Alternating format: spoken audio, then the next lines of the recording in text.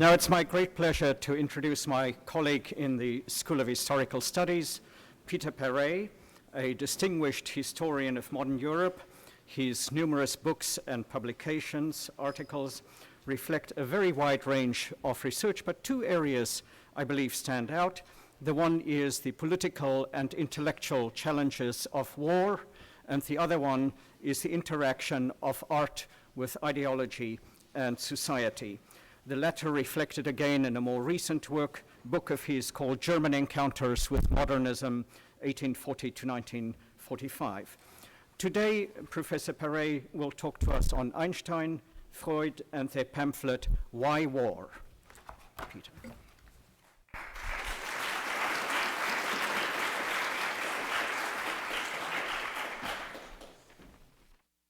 Thank you, Heinrich.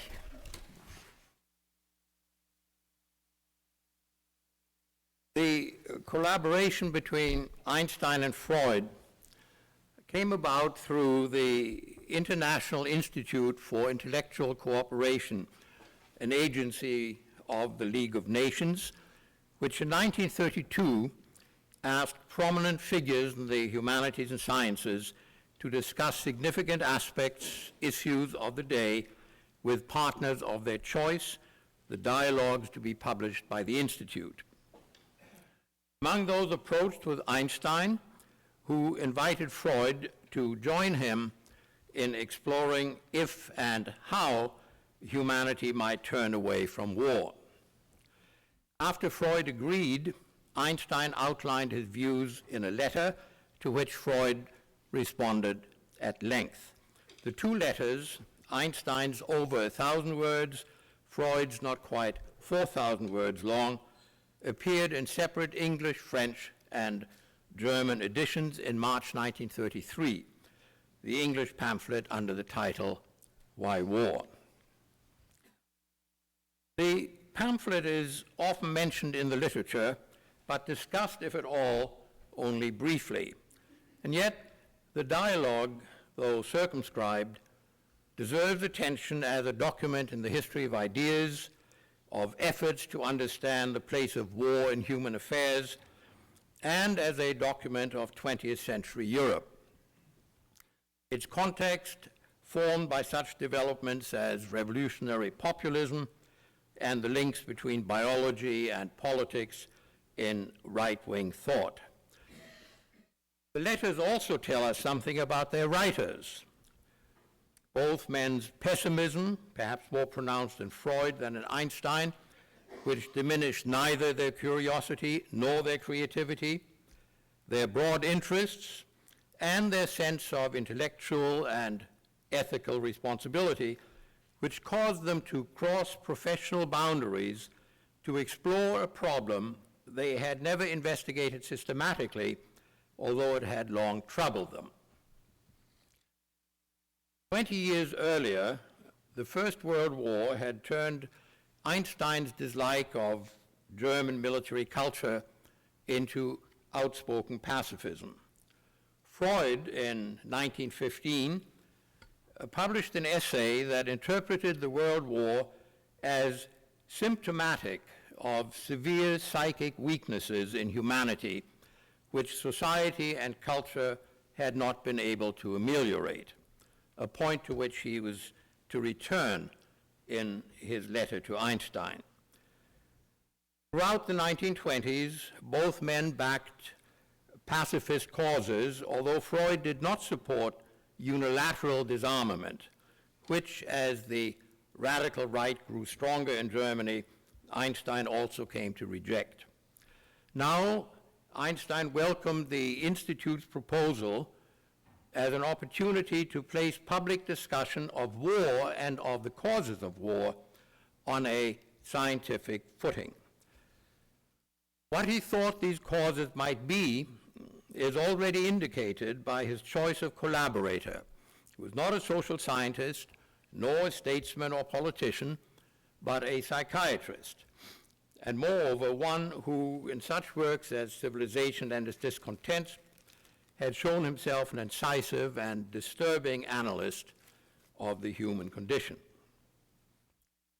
In his letter, Einstein asks Freud to discuss a problem with him that seems to me the most important that civilization has to face. Is there a way of delivering mankind from the menace of war? The word that in the pamphlet's English version is translated as menace, the menace of war, is in Einstein's German a more powerful, oddly romantic term, Verhängnis, doom, a calamity imposed by fate. It conveys a sense of hopelessness, of finality, that seems out of place at the start of a scientific quest. But, as has been noted, Einstein's language could reach apocalyptic extremes. Here, his unusual choice of words poses the problem in absolute terms. Humanity is fated to suffer the evil of war forever, unless a not yet defined basic change takes place. This programmatic statement is followed by a sequence of causally linked propositions leading to a hypothesis. To resolve disputes between nations, Einstein writes, an international organization is needed. To do its job, this body must be able to enforce its decisions. Law and power, he writes, are linked. Law and power are linked. That nations have never been willing to give up part of their sovereignty to such an international body suggests that strong psychological forces, the hunger for power of political and economic elites, oppose this surrender of sovereignty. And he goes on, unlike elites, the mass of the people can only lose from war.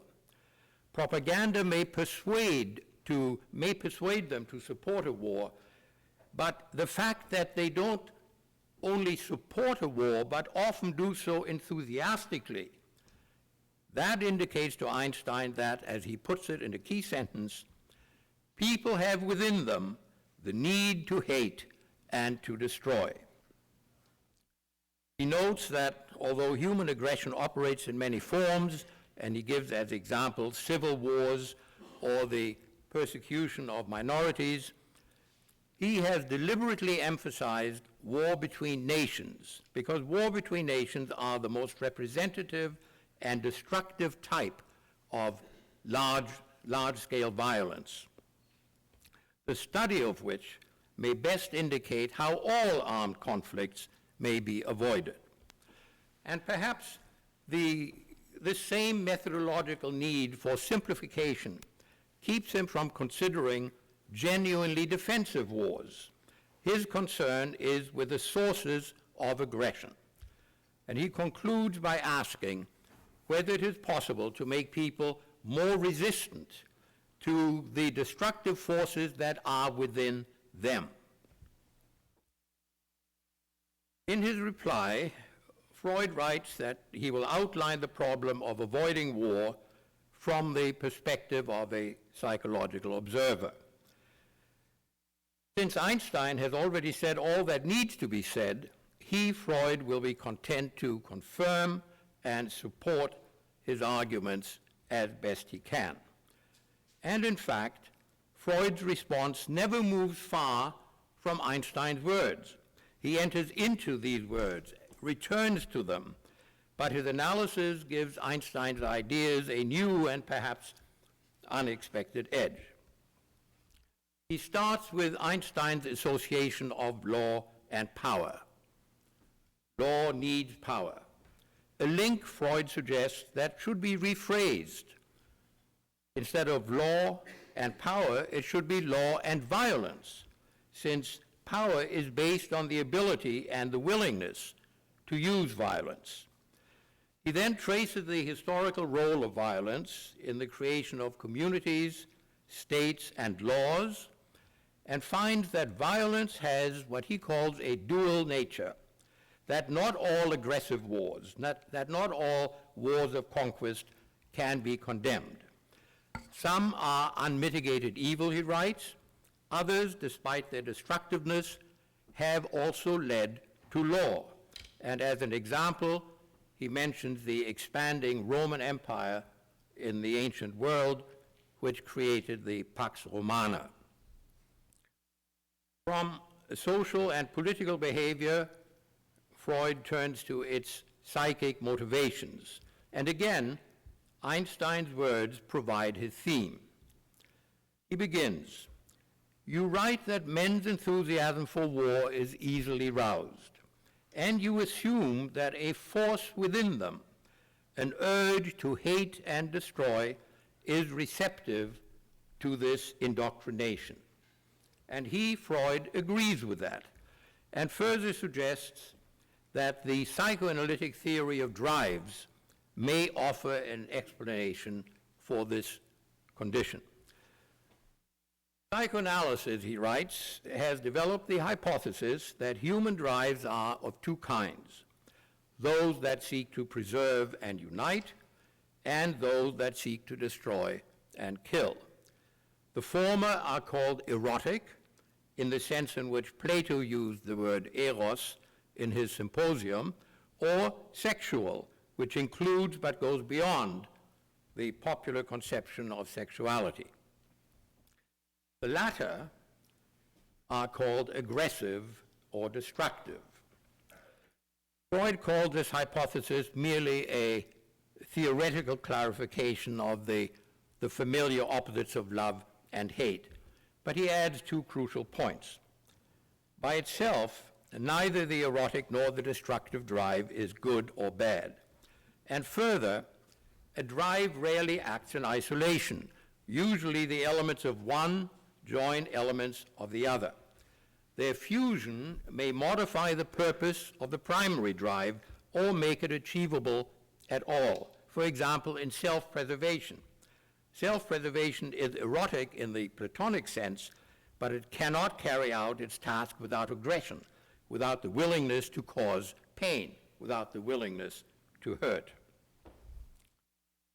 Freud then illustrates the existence of compound motives and drives with an excursion into humor, but humor that is historically based and seriously meant. He cites the 18th century physicist Georg Christoph Lichtenberg, the discoverer of the electrostatic figures named after him, the basis of modern zero-graphic copying. Lichtenberg was not only a physicist, he was also a sharp observer of the men and women of his day, and he set down his impressions in epigrams, in aphorisms, in essays, which occupy a unique place in German classical literature. He was a man of the Enlightenment who ridiculed the effusions of the early Romantics, but found absolute faith and rationality equally absurd. And his comments often address the inability or refusal of his contemporaries to acknowledge the ambiguities of human motives, of human behavior. Exactly the point Freud made when he wrote to Einstein that war and its motives, terrible though they are not always wholly terrible. It isn't surprising that Freud was interested in Lichtenberg, nor that he cited him in his early study on the psychology of jokes. Now he reminds Einstein of Lichtenberg's scheme of a windrose of motives. Lichtenberg suggested that the motives of behavior, of our actions, might be arranged like the 32 wind directions, and on the model of, for example, north-northwest, could be identified in a similar way. For instance, bread, bread, fame, or empathy, guilt, guilt. And Freud elaborates, when human beings are incited to support war, they may have a whole range of motives for assenting, some admirable, some not, some openly stated, others left unmentioned. Among these is certainly a lust for aggression and destruction. But some elements of this lust may not be negative. Satisfying these destructive drives is, of course, facilitated when they're combined with others of an erotic and idealistic kind. When he called on Lichtenberg to support his thesis of the plurality of psychic motives for war and also in war, in the conduct of war, Freud almost certainly did not know that he was following an analyst who a century earlier had also used Lichtenberg to make a similar point. Clausewitz, in one of several prefatory notes to On War, refers to another of Lichtenberg's conceits, this one the extract from a fire regulation, a spoof of the tendency to substitute rules for understanding. Unlike Einstein and Freud, Clausewitz was, of course, interested not only in the psychological roots of war, but also in the processes of war. And he cites Lichtenberg to illustrate the absurdity of imposing so-called principles and laws on a phenomenon as complex as war, while ignoring its psychological and political bases and its unpredictable dynamic. Lichtenberg's regulation, which he quotes, begins, "If a house is on fire, one must above all seek to save the right wall of the house on the left, and on the other hand, the left wall of the house on the right. For if, for example, one were to try to protect the left wall of the house on the left, one must remember that the right wall of the house is on the right of its left wall." Lichtenberg continues in this vein for another 10 lines.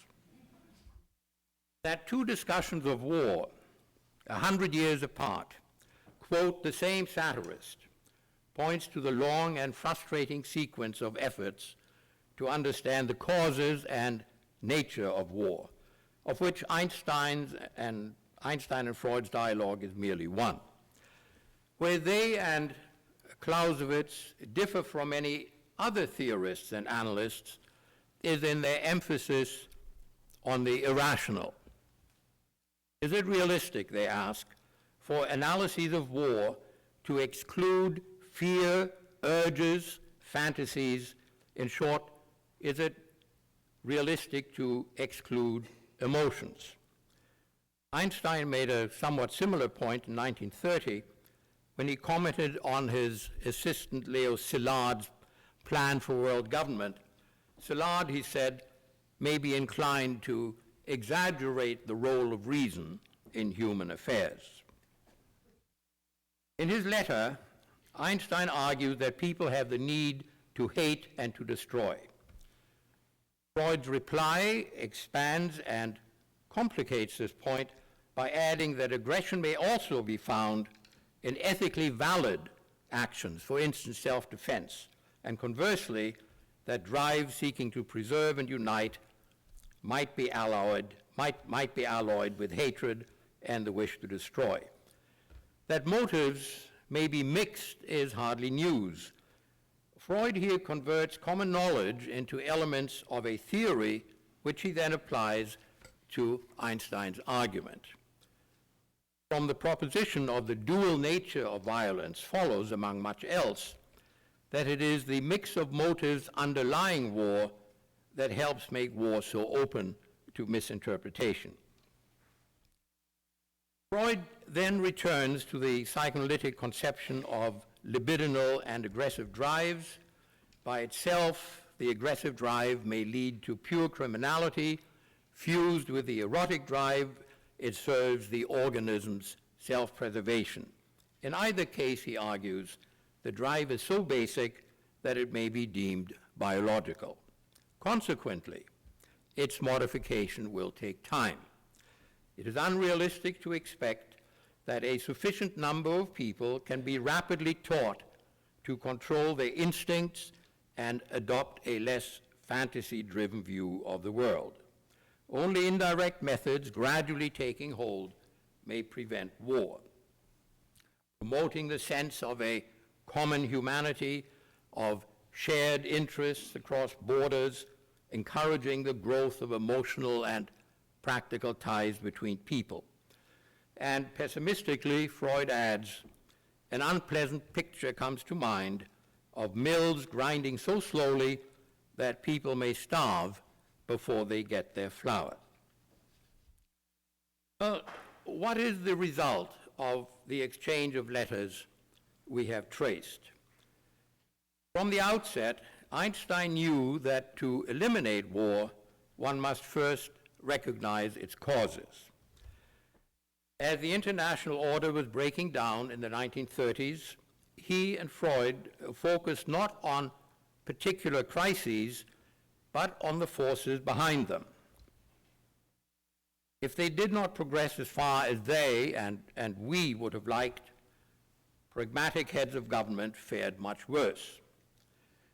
Einstein suspected that beyond rational policies and beyond economic and ideological motives, aggressive drives create war, which is a more direct rephrasing of Immanuel Kant's axiom that peace among people living together is not a natural condition.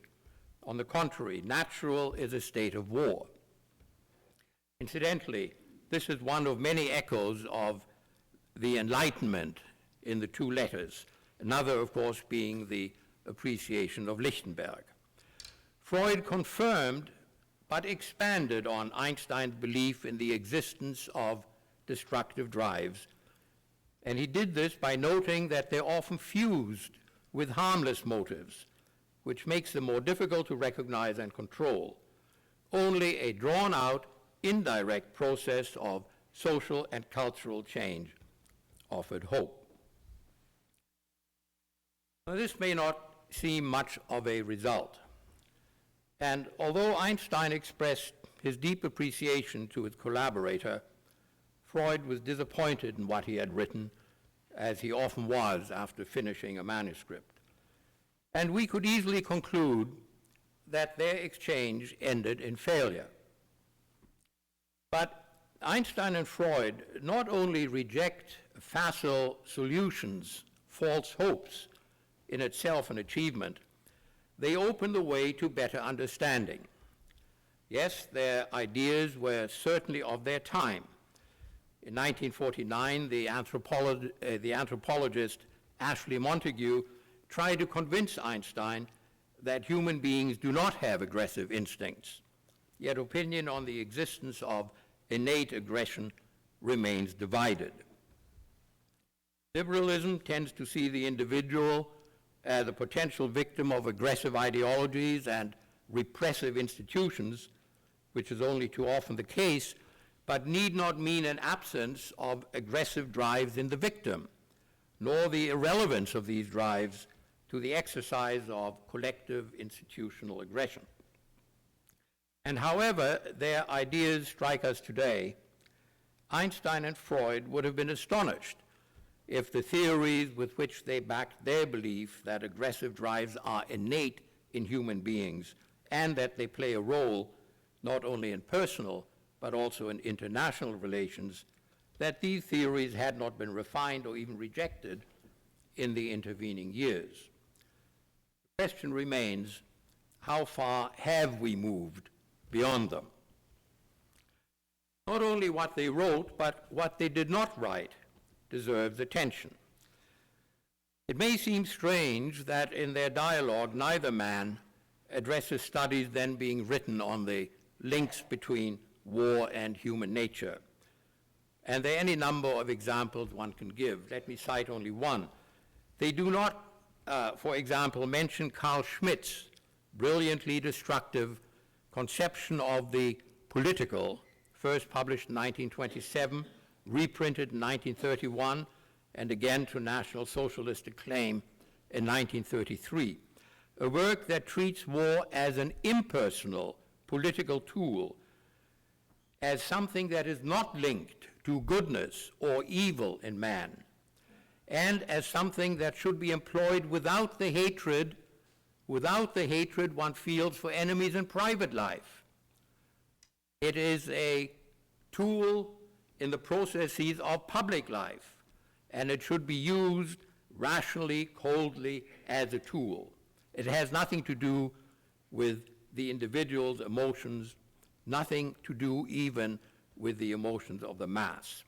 Einstein and Freud ignore this book among some others that deal with the same subject. And one can only assume that in their quest for the aggressive drive and for the general impact of the aggressive drive, Einstein and Freud were not to be diverted by political theory. Nor did they discuss defensive war. Einstein, as we know, acknowledged that he reduced the problem of large-scale violence to aggressive war, and he did this for the sake of analytic clarity. There are other things that one thinks might have appeared in these letters but didn't. Let me mention only one more, which seems perhaps even more important. Einstein did not point out, perhaps because he felt it didn't need saying in a serious scientific inquiry, that neither he nor Freud allowed himself to be guided in their speculations by political beliefs. Of course, they recognized the dominant role of conflict in totalitarian regimes. They valued the liberties of democratic society, but in their analysis, they ignored political systems. Neither, for instance, neither one argued that democracies are innately peace-loving, another point on which they agreed with Clausewitz. They knew too much history to claim that democracy or any political system invariably seeks peace. By insisting that to promote peace means confronting the potential for aggression in human beings, they renounced any immediate practical relevance of their ideas. Their pamphlet is a document of basic, not of applied research. In 1933, when British and French rearmament was becoming the only hope of maintaining a relatively free community of European nations, their pamphlet had little direct impact on scholarship. Yet the point they made remains valid. Of course, the aggressive drive is not the whole explanation of the persistence of war in history, but it is a part of its history that is too often ignored. The study of war today, whether it is directed at understanding war or at preventing war, needs to integrate political, social, and economic motives with the psyche of political leaders and of the men and women they lead.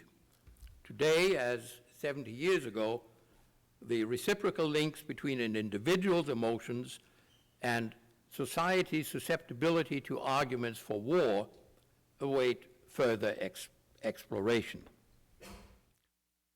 Aside from its content and its historical documentary value, the pamphlet, Why War?, sends us a message of the importance of different disciplines working together. A physicist and a psychiatrist address each other. In his letter, Einstein did not write as a physicist, but, like Freud, he stepped outside his particular area of expertise and took note on his own and with his collaborator of other evidence and of other ideas. Their eagerness to detach themselves from what they knew best, to learn from each other and open themselves to the new, is not the least valuable lesson Einstein and Freud offer us as we continue to pursue the understanding of war, one of the great tragic realities of the past and present, and seek ways to protect ourselves from its future. Thank you.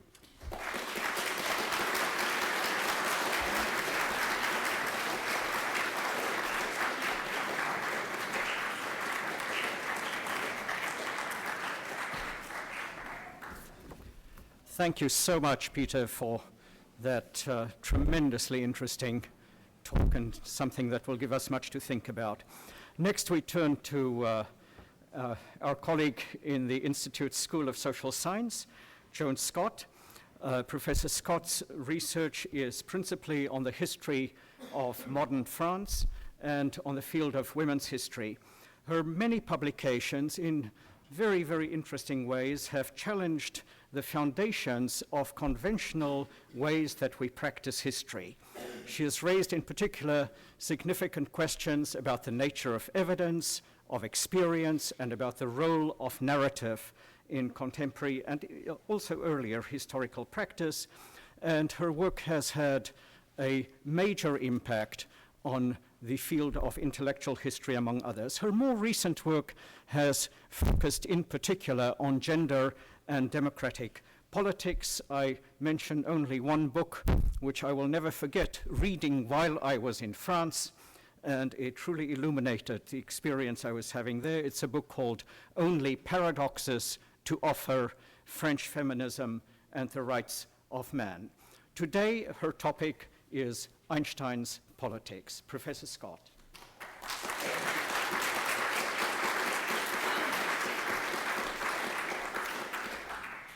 Thank you. I have a terrible cough, and so I'm armed with all sorts of things to take care of it, but I apologize for that if it creates any problems. When I agreed to do this talk, I did so thinking that Einstein's political activity could be treated apart from his life as a scientist. From one perspective, I was right. Einstein's politics can be sharply separated from the substance of his science. Indeed, he made the distinction himself. What we call science, he wrote in 1951, has the exclusive goal of determining what is. The determination of what ought to be is something different and not achievable through scientific methodology. Scientific statements of fact and relation cannot produce ethical directives. But from another perspective, I was wrong. Einstein's position as a scientist cannot clearly be separated from the political stands he took. This was so for at least three reasons. First, much of the political activity in which Einstein engaged was related to the concerns of physicists, especially once the atomic bomb became a reality. Second, and more important, Einstein considered that people with superior intellects, scholars of all kinds, but especially scientists, had a certain moral authority which they must exercise for the benefit of society. Quote, "Scientists fail in their duty to defend moral and intellectual values because they have completely lost their passionate love of them," he wrote as the National Socialists took over in Germany. "This is the only reason why individuals of base and inferior nature have been able to seize power." The third way in which being a scientist influenced Einstein's politics was that his model for how societies could be organized was based on his experience as a member of an international community of scientists. Einstein's endorsement of internationalism, his criticism of nationalism and militarism that accompanied it in the early decades of the 20th century, rested on his belief that there existed a common world culture. In 1914, when his colleagues Max Planck and Fritz Haber signed an appeal to the civilized world, which justified war and German militarism as a defense of German culture, Einstein and a colleague, Georg Friedrich Nicolai, replied with an appeal to the Europeans. Explaining to a fellow physicist his reason for issuing the appeal, he wrote, "Is not that small group of scholars and intellectuals the only fatherland which is worthy of concern to people like us? Should their convictions be determined only by the accident of frontiers?" Of course, these 3 points offer only a partial explanation for Einstein's long and impressive political record. Some historians have suggested that his early experience as a Jew in Germany had a formative influence on his thinking. And that surely did make him an enemy of extreme nationalisms, of racial stereotyping, and the exclusions it tried to enforce. But I also think there are individual factors that don't lend themselves to the social historian's categorizations. Einstein was stubborn, he was outspoken. Why do some people become models of courage and integrity and others not? This, in the end, cannot be explained. So I'm going to leave the why aside at this point and give you some of the history of this extraordinary individual.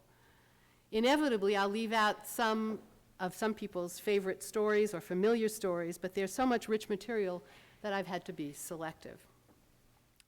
Einstein shunned practical politics, commenting that, quote, political leaders must be pathological because a normal person would not be able to bear such a tremendous responsibility while at the same time being so little able to foresee the consequences of his decisions. He preferred to take ethical stands and to offer critiques of systems and policies that violated what he took to be first principles of human social and political life. Although his critics often dismissed him as naive and impractical, or worse, the dupe of liberals and radicals alike, the record indicates otherwise. Einstein took courageous positions, critical of authoritarianism and of all attempts to restrict individual liberty. He took these positions thoughtfully. Not every cause won his endorsement. This was a man whose integrity rested on faithful adherence to principle, for whom internationalism and civil liberties were primary values to be pursued and protected, even if the cost was high. Abraham Peiss comments that he was a man of strong moral convictions, quote, who never shied away from expressing his opinions publicly, whether popular or not. Well before his Nobel Prize established him as a Newton of the 20th century, drawing attention to his every word and vastly increasing their worth, Einstein was a radical pacifist, a conscientious objector during World War II, and an advocate of universal disarmament and the League of Nations at war's end. He had a simple explanation for his position. He who cherishes the values of culture cannot fail to be a pacifist. My pacifism is an instinctive feeling, he wrote. My attitude is not the result of an intellectual theory, but is caused by deep antipathy to every kind of cruelty and hatred. When, however, those values were threatened by the Nazis, he modified his pacifism from 1933 to about 1945, and increasingly came to believe that only war would stop Hitler.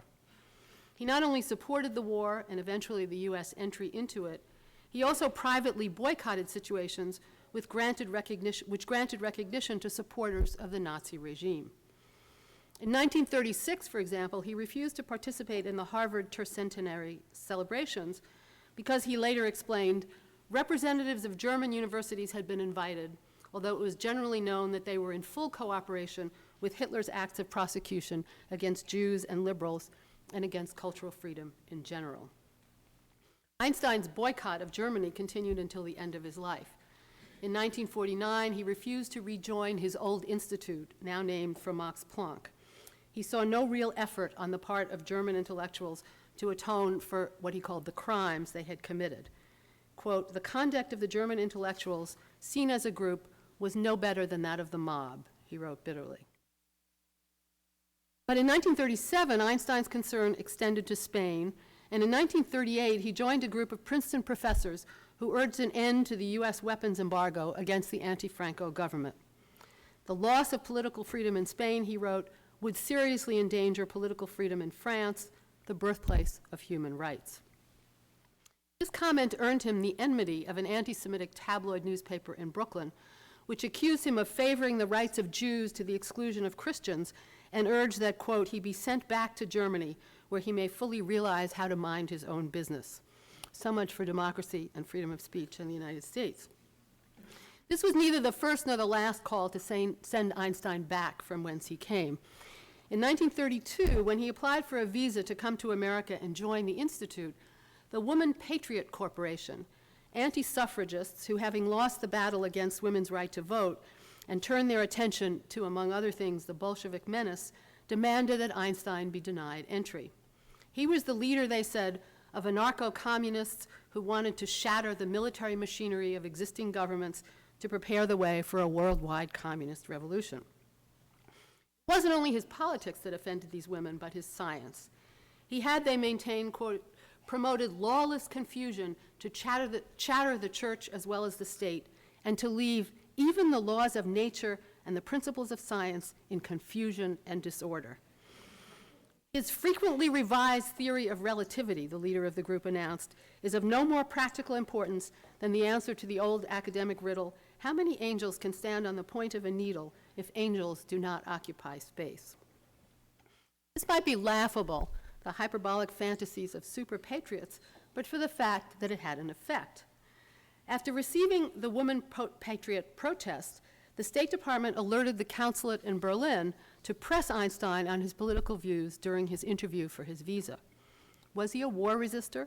Why did he want to come to the United States? And finally, what party do you belong to or sympathize with? For instance, are you a communist or an anarchist? At that point, Einstein exploded, refusing to cooperate with what he called an inquisition. He had been invited by American scientists to go to the United States, he said, and if the visa wasn't approved by noon the next day, he'd cancel his trip. Newspapers quickly picked up the story, ridiculing the consulate, and Einstein was granted his visa the next morning. He might not have had such an easy time of it under the terms of today's Patriot Act. There are many stories about Einstein and the fight against Nazism. One involves an invitation to the White House in 1933, orchestrated by Rabbi Stephen Wise, who thought Einstein could help convince the Roosevelts to do more on behalf of the Jews of Germany. The fateful invitation was intercepted by Institute Director Abraham Flexner. You heard George talk about Flexner's attempt to control Einstein. Flexner turned down the invitation without consulting Einstein, claiming that Einstein had come to the Institute so he could work in seclusion.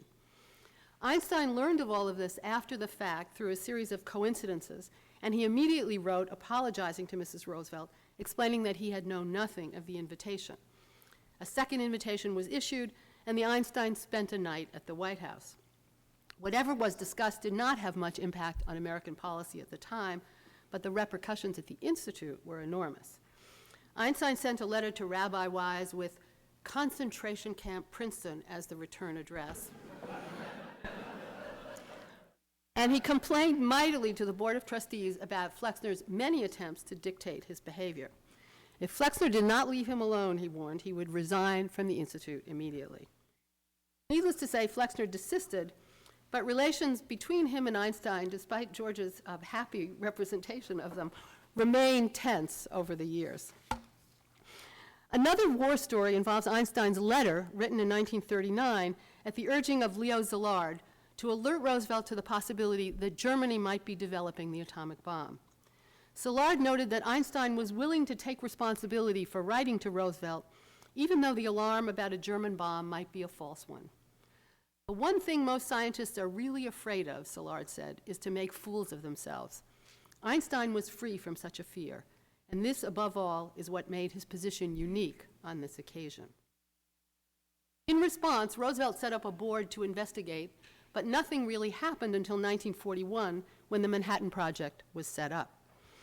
Because of his past pacifism and internationalism, as well as other seemingly radical activities, Einstein was excluded as a security risk from participation in the Manhattan Project and had no direct connection to the development of the bomb. It was a fact he wanted made clear. As he told the Atlantic Monthly in 1945, "I do not consider myself the father of the release of atomic energy. My part in it was quite indirect. I did not, in fact, foresee that it would be released in my time. I believed only that it was theoretically possible."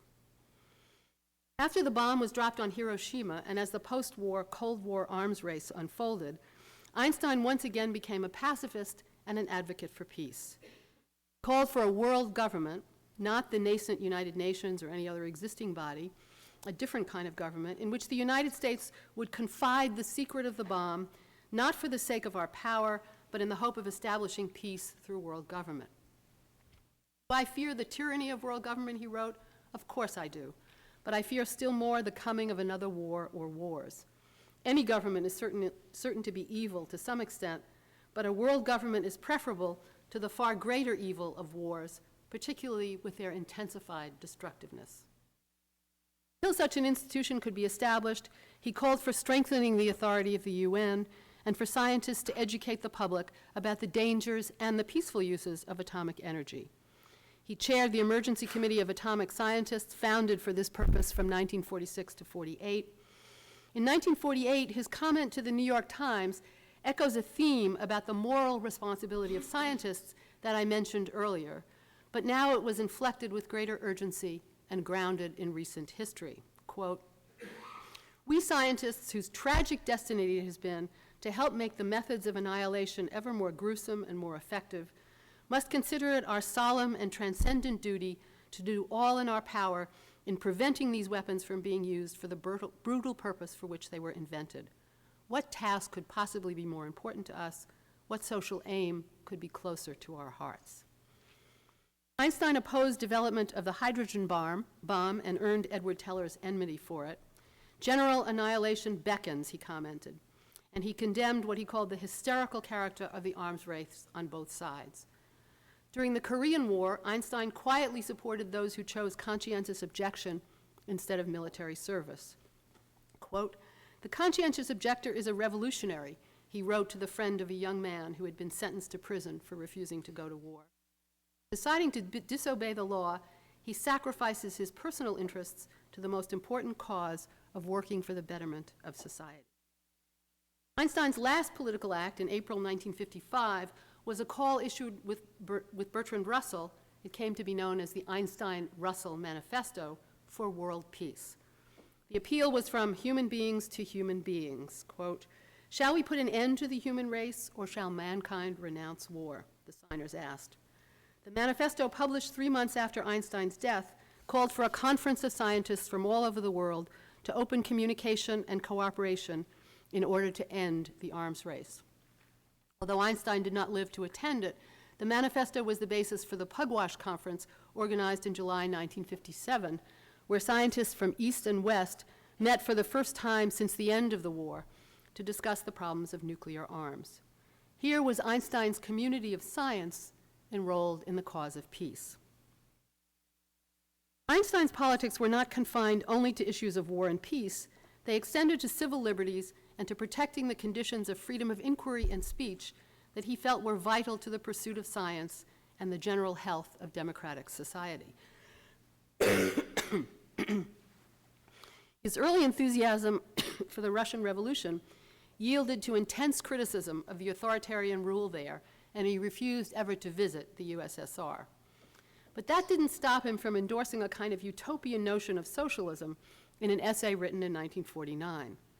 There he defined socialism as a social ethical philosophy whose purpose was to overcome and advance beyond the predatory phase of human development characterized by conquest, subjugation, and exploitation. Socialism would replace the corrupting influences of capitalism, he thought, enabling students to pursue careers for love instead of money, and it would then raise human intellectual qualities so that, quote, "human beings are not condemned because of their biological constitution to annihilate each other or to be at the mercy of a cruel, self-inflicted fate." Einstein was dismayed when he found evidence of racism in America, a country he had expected to be free of it.